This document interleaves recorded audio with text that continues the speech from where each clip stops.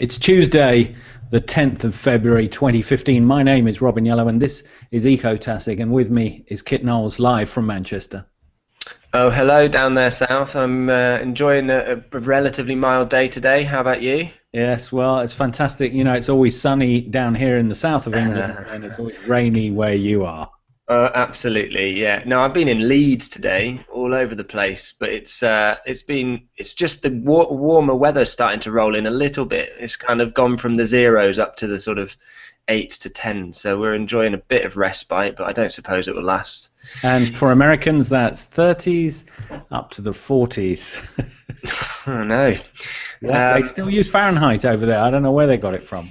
I know, but then we still use miles. I was thinking about that the other day. Yeah, that is odd, you know, isn't it? That we use centigrade now, like the rest of Europe, but we still stick with miles. What's that all about? I reckon somebody in Whitehall said it would be too expensive to change all the signs and whatnot. Yeah, could well be. But we still use sort of millimeters and stuff. We really have, on all the other fronts, caught up with the metric system. Yeah, pretty much. Yeah, I would say. But like height and weight. So I do my height and weight in meters and in kilos. And they're both, not my height, but my weight is too high, no matter how you measure it. But I still know a lot of people that do their weight in stones, which is a uniquely British system, because in America they just use pounds. Yeah, pounds and ounces. Well, shall we start with the news? We should crack on. Okay, let's go for it. Well, the first article this week in our news segment comes from The Guardian, which reports that the UK spent 300 times more on fossil fuels than clean energy, despite a green pledge. The UK government has broken this pledge to support green energy above dirty energy projects by spending more than 300 times as much backing fossil fuel energy compared with clean energy projects via the government's export credit agency.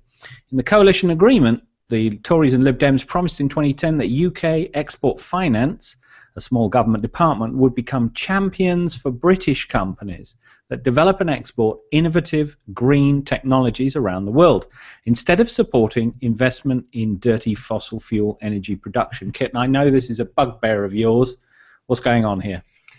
Yeah, this has come out just recently, but it's been something that there's been growing sort of in the media side of things, where the publication of the amount of money that's going into tax breaks and subsidies for sort of fossil fuels and other non-strictly renewable technologies.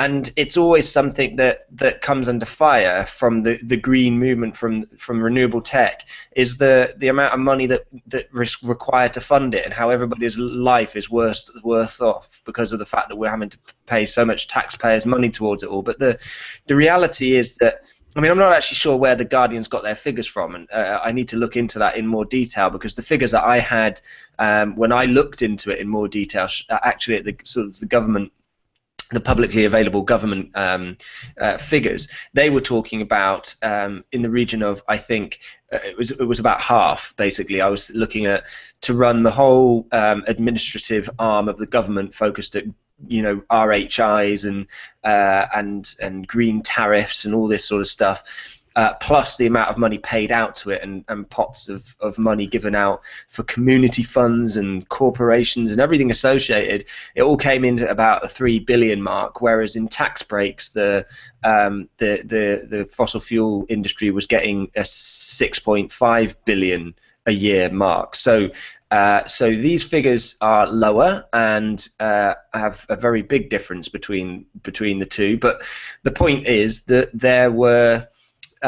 there are people out there that believe that new renewable technology is highly expensive, and it's really forced on the taxpayer whether they want it or not. And the reality is that if it was a level playing field, I believe that the true value of renewables would really slap down the fossil fuel side of things. So it's really good to see a supporting article coming out on a national newspaper. Well done, The Guardian. Green Building Press, however, have this week reported on Cambridge Eco Village getting the green light. A substantial green housing development of 208 homes in South Cambridgeshire has been given the planning go-ahead by the Cambridge City Council. Now, the Verdo development will consist entirely of zero-carbon homes, ranging from one-bedroom flats to four-bedroom houses. And this is a joint venture between Cambridge City Council and house builder Hill, and it will be one of the largest carbon-neutral developments in the country. I seem to be seeing a lot of these, Kit, popping up in the UK. Yeah, I think the BRE back in early 2000s opened the research park with 6 carbon zero homes, which was a bit of a competition for all of the big house builders. And ever since that, it's kind of been a bit of a rash. Everybody's been trying to get on board. The issue for me around these carbon zero developments is, of course, how you define zero carbon, how you define the energy involved, and what system you use to actually judge it all by. Because the reality is that the whole thing is completely inevitably non-scientific. It's a very big media stunt. If you look at zero carbon from a BREEAM perspective, or if you look at it from a code level 6 perspective, or a passive house perspective, they're all very different. And I would say that this is absolutely not the passive house version of them, which is, for me, the best metric to go by. Well, look at them, they're lovely. These look like these panels are built in a factory somewhere. It's got some kind of vegetation on the roof. You know how I feel about building things in factories. It's much better than letting people build it on your plot of land. Yeah, prefab. But that never took off either. There was all sorts of big movements for that back in the day, and SIPS panels, these structurally insulated panels, were supposed to come out and completely revolutionize the building industry, especially from the timber frame construction perspective. But they've just been a massive letdown. Firstly, the being sold on economies of scale stuff never came to be. They were much more expensive. Secondly, when they came to site and got strapped together, one of the things that you realize is that inherently, when they were designed, they were relatively flawed. The big thing in the industry at the moment is breathability and the management of water vapor and how it moves through the fabric of the home. Well, so these homes here have got MVHRs that we discussed on some shows at the end of last year, which stands for Mechanical Ventilation and Heat Recovery System, which distributes the humidity and the warmth from warm rooms such as a kitchen and bathroom to other parts of the house, keep the temperature consistent. Yeah, and the humidity consistent as well. So it's obviously along those the right lines. But again, when you're looking at the green roof on the top of the house, that's a flat roof. So it's got to use flat roofing products like a GRP or a EPDM based liner, which means you're going to be trapping any moisture that wants to get out the top of your house will be completely capped in. And then that lovely cladding that you're looking at there, it depends what it's made of. It's quite difficult to make out, but if it's sort of got any metallic base or anything like that, it may not be breathable. And again, the other issue with clads like that is they're usually overclad, so they're fixed on brackets that sit out from the fabric of the building. And those are very bad in themselves because the brackets are metal and they cut through the insulation, and you get thermal bridges at those points. And also this cladding usually has a cavity behind it, and that cavity can be a big point of air movement and heat loss, and can cause issues with regards to the thermal envelope. So the long and the short of it is that yes, this could be a fantastic project and proposal, but at the same time the experience is that it's unlikely to be. Okay, the Green Build News this week has reported that England is lagging behind on green issues. Apparently it's being overtaken by other countries as a leader in the environmental awareness stakes. And that's a stark warning from British waste management company businesswaste.co.uk. They say it's quite clear that while politicians are dragging their feet, their colleagues across the continent are carrying on regardless. And they are, for example, imposing charges on plastic bags. And I think here in France, they voted to ban all single-use plastic bags completely from supermarkets by 2016. Now, I'm actually a big fan of these single-use plastic bag because it's so super convenient when you've forgotten your own bags. They're just there. You don't have to worry about paying for them. You don't get penalized. Kit, what's your position? Well, on the bag thing, that's really simple. We have a few shops where we're based in sort of hippie Chawton up here in the north, where at the end of all, these are supermarkets, and they work fantastically by taking all the boxes in which all of the food that gets delivered to them comes in, and instead of putting it in the waste, which is what everyone else does, they stack them at the front of the store, so that when you come through with that, you grab a few boxes or other, and they also have a bag recycling scheme and a jam jar recycling scheme and just about everything else. So what happens is these valuable items that get binned get shared at the front of the store, just where you conveniently would have picked up a plastic bag. You can now either pick up a reused plastic bag, or pick up another bag for life, or pick up a box, all of which were effectively waste and would have gone into the bin. Plus the store itself just disposes a hell of a lot less because it's reusing everything. And they of course have to pay less in waste management charges. Absolutely. Which is where these guys are coming from. But I agree with you. I mean, if only the whole world could be like Chawton. Yeah, what can I tell you? A lovely place to live. Big fan. Come and visit.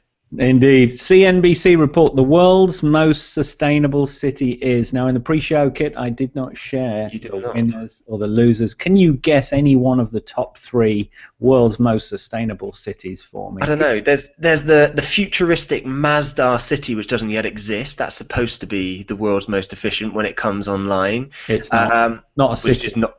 It's not a city, yeah. Block. Okay, so Singapore, I have heard, has quite incredible eco credentials.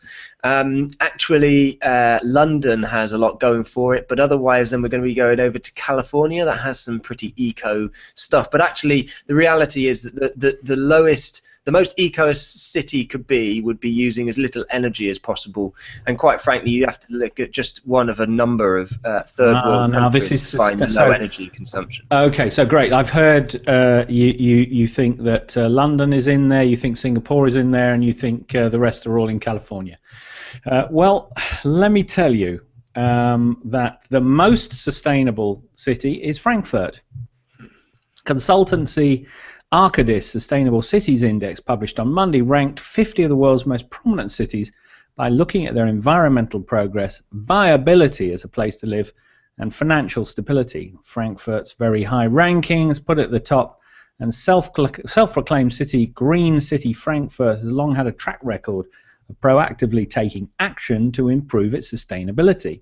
Now, you want to know who comes second? Well, it is London.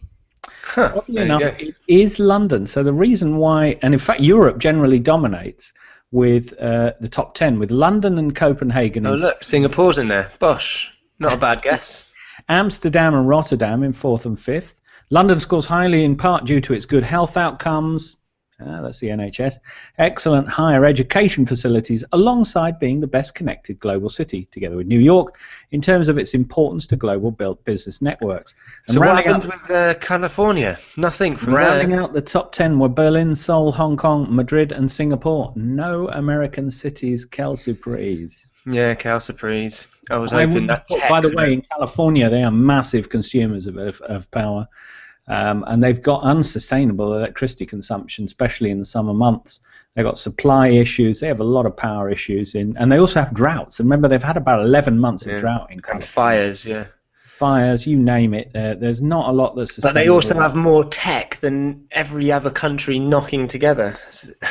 That is true, but then if you're talking about, for example, the green activity of working from home and not traveling to work, saving those 10, 20 kilowatt hours of power that it requires to get you to and from the office every day, well, of course, you know, that rule applies to everywhere in the world, not just California. The fact that all the ideas started there, it's neither here nor there. We're all using it, which is one of the great things about the internet. EcoWatch this week reported that move over trucks, eco-friendly food bikes are about to hit the streets.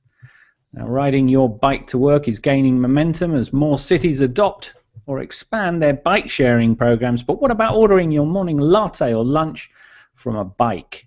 And as you can see on the screen, for those of you watching the video podcast, there's Mr. Trailhead here has built this kind of wooden contraption around his extended bicycle, and he's serving tea from some sort of samovar, tea and cakes.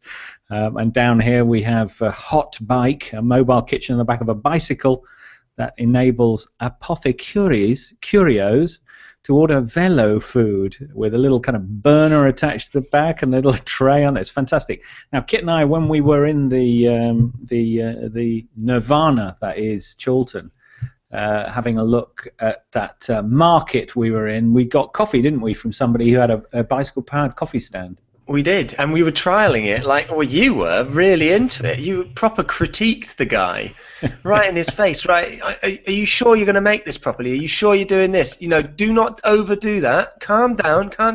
Eventually, Robin got the coffee he ordered, and what was the verdict? I can tell you that was one of the best cups of coffee I've ever had.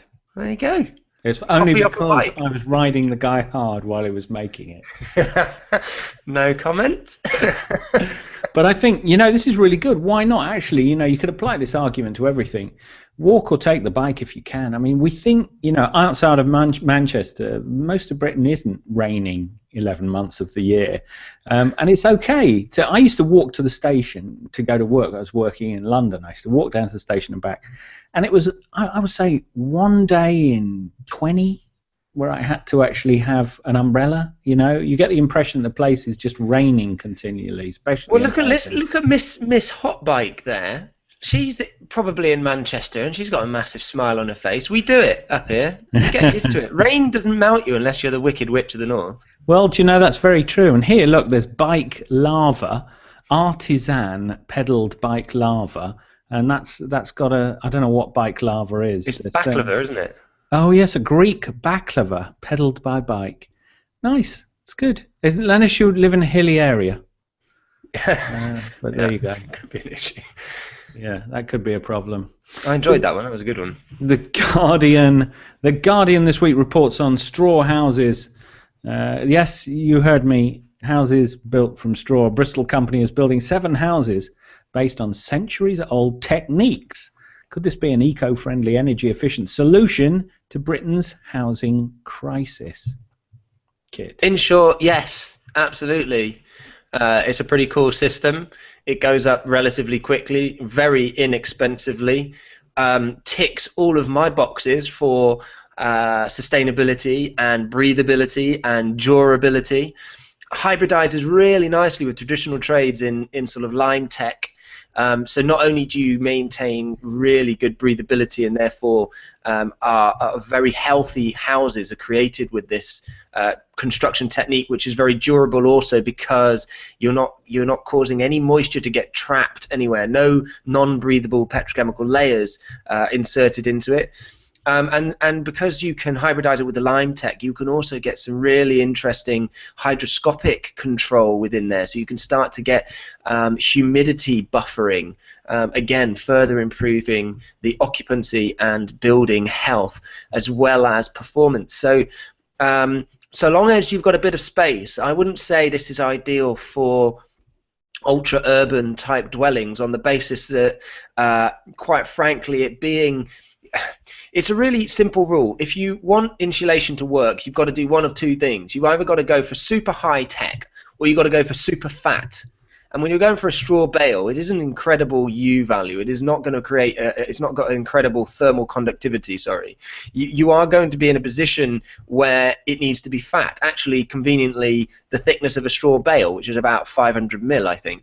Well, they say here that the straw panels were exposed to heavy rain, extreme temperatures ranging from minus 20 to 50 degrees centigrade, and to hurricane-force winds. And Walker from Bristol University, I'm sorry, I'll get his name in a minute, also said that the fire resistance was remarkably good.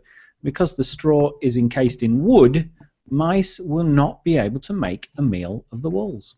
Yeah, because you clad this stuff in modern material in the sense that we'll likely have a vapor control layer or an intelligent building membrane on the interior, or you'll direct apply the lime straight to it as a rendered finish, and then on the exterior again you can direct apply a render, or you can have you'll need at some point probably on the interior preferably, you'll need something for racking strength, something to give the building structure. So that would be a bit of timber and construction board, like an OSB board, because OSB out of all the construction board formats is the most breathable.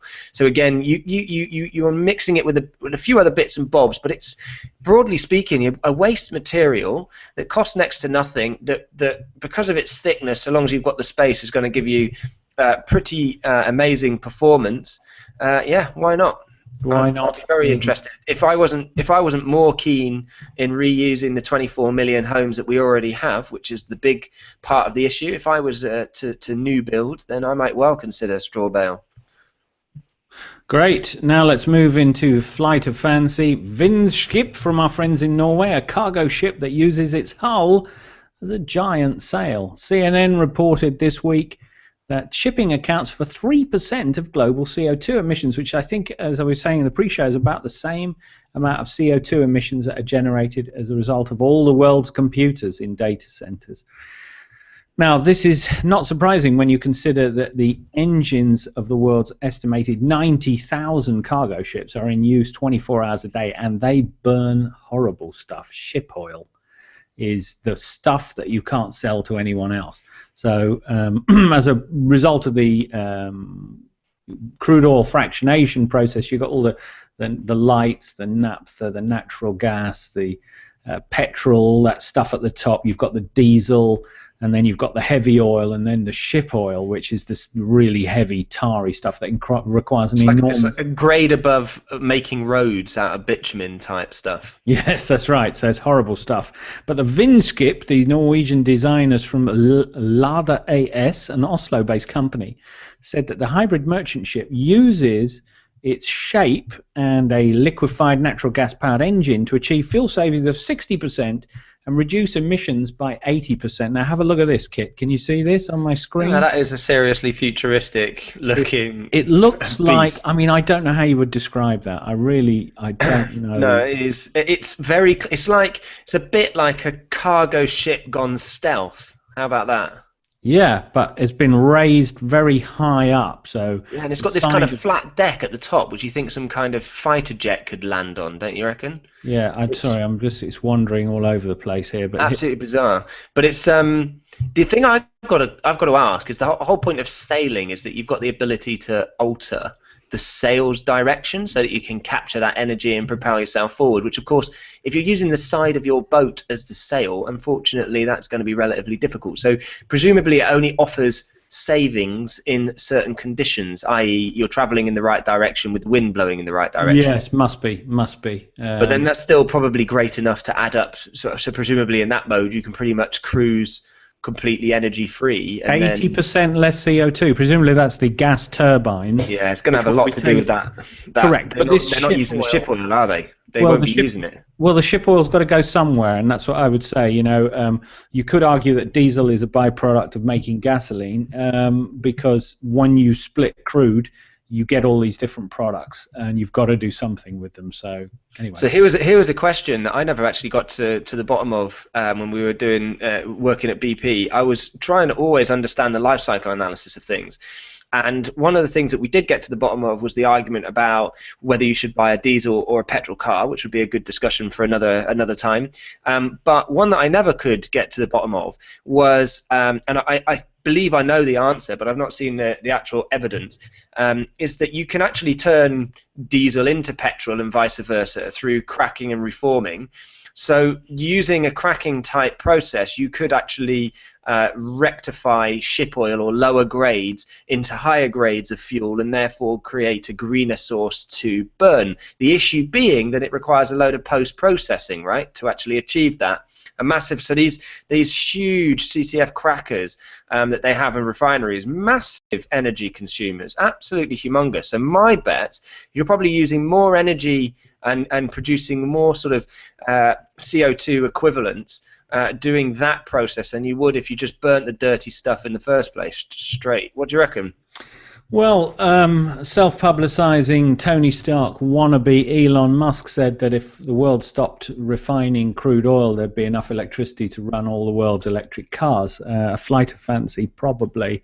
But of course, as you said, it's the amount of energy that's required for these catalytic crackers to produce the products that you want. And also, there's a lot of work done on synthetic crudes, where crudes are blended or byproducts are blended with other crudes. There's a lot of clever chemistry goes on to maximize the value out of the oil, but ultimately the cost of the post-processing in terms of energy and the capital investment in equipment to actually do that post-processing is the thing that prevents it. Yes, you're right, you could use anything with enough energy, but it becomes a law of diminishing returns. What you want is a light, sweet crude that you can make gasoline and a little bit of diesel out. That was a really interesting way of I saw of actually measuring the value of an energy source. Well, a petrochemical energy source was that they worked everything out in terms of the percentage of the barrel of oil that you extracted that you need to refine that barrel of oil to get it to market.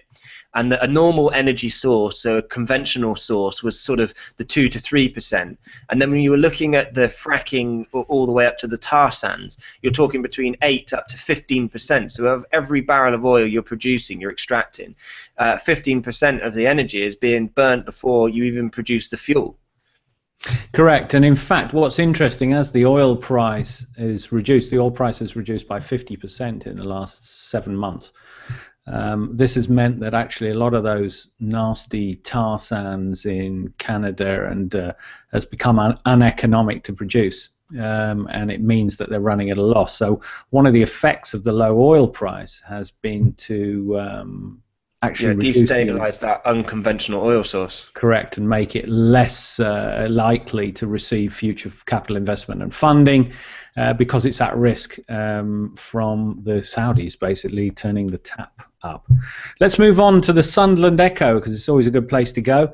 One of my favourite publications, talking about a new eco-friendly heating system that keeps tenants warm. Now, this company called Gen2 is heating nearly 100 properties in Glebe, Washington, in the northeast, using a central boiler that can use gas or be fired by wood pellets. Now, all the properties have been upgraded and refitted with the latest energy conservation measures to keep them warm. But the fact, there's two interesting things here which I'd like your take on, Kit. One is community-based centralized heating, and two is the use of wood pellets. Okay, let's do it in reverse. The use of wood pellets.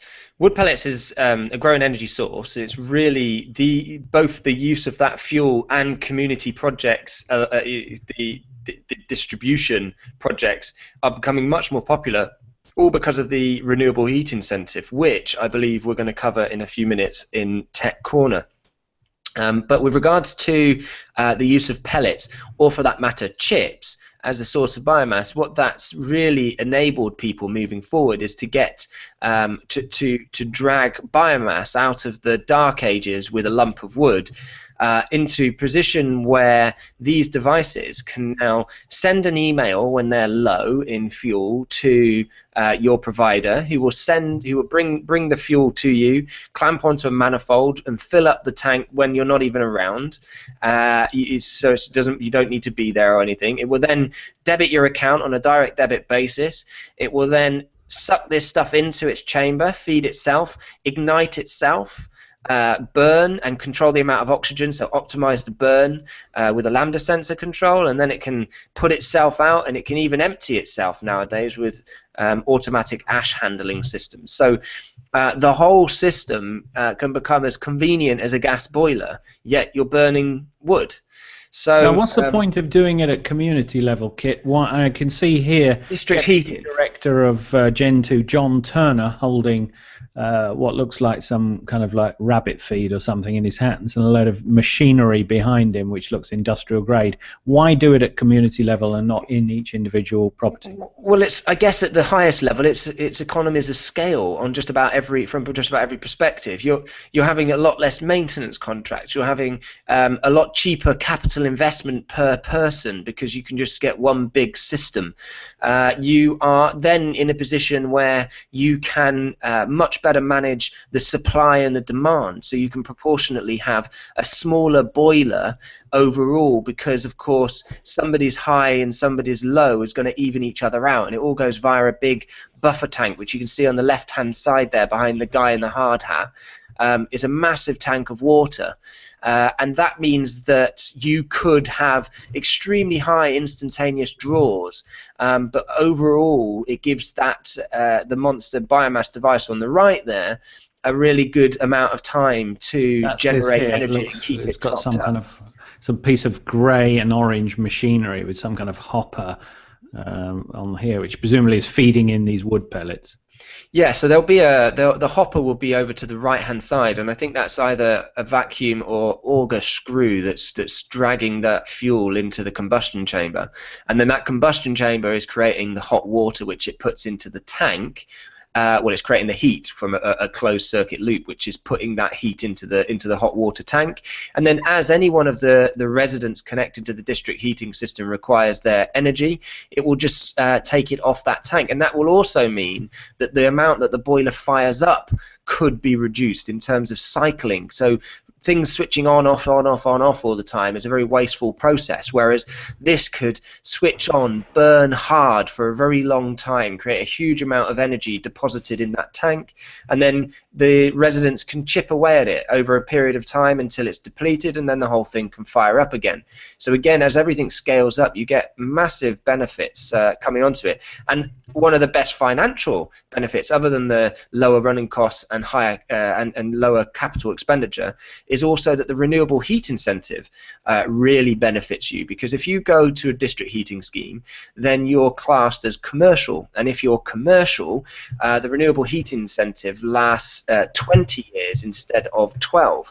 So you get much better return on investment over a longer period of time with the commercial. Also, the commercial is measured or metered as opposed to assumed, and on that basis you actually, I think it's wrong, but you actually, the more you use, the more you get paid.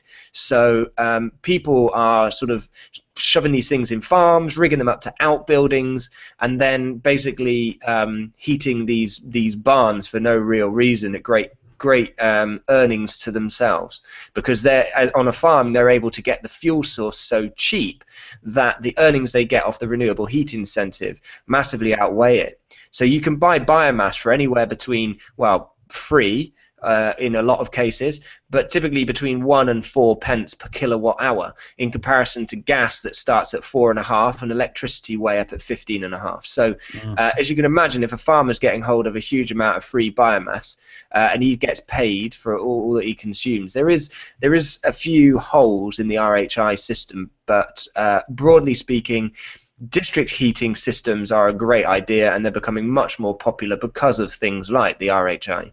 Now listen, if this is Koru project manager Ted Green, if in the hard hat, if this guy in the blue suit is Gen 2 Director Deputy John Turner, that's Joan Leonard, Diane Snowden, Linda Williams. Sorry, I thought it was an extra person. Just ignore me. I thought I saw a comedy thing in that photo, but I'm going to move quickly on to the Energy Saving Trust and the renewable heat incentive, because this week, Kit, I've been looking at solar panels. Now, that's not photovoltaics, that is solar panels. I'll let you explain what they are.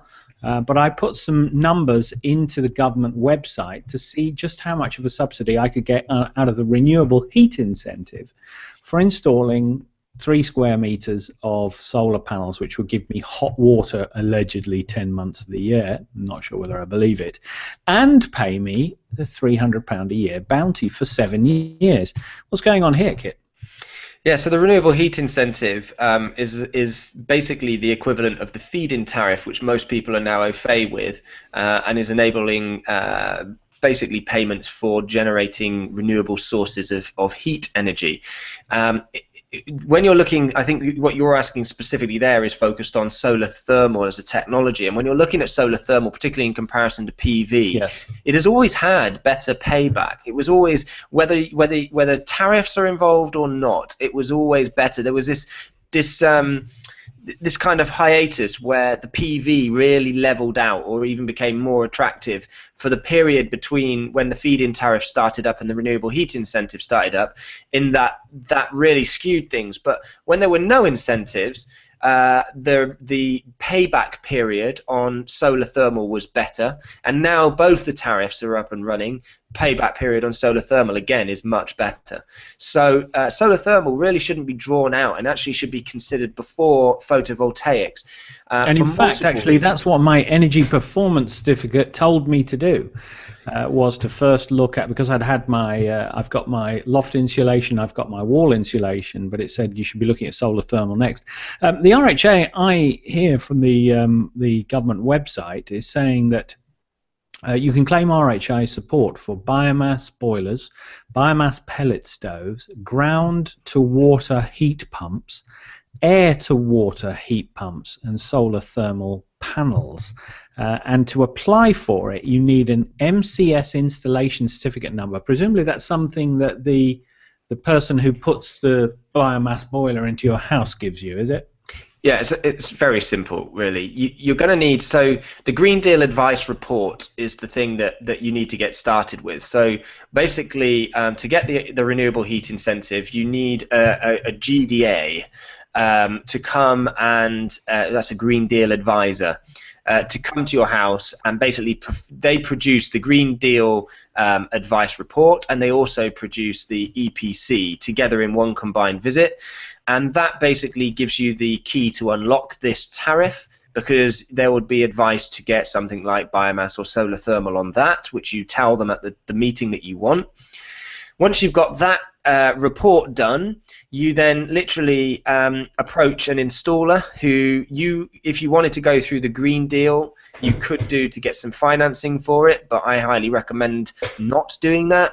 If you can afford it, install it yourself and reap all the benefits and rewards without any APR being involved, any interest being involved.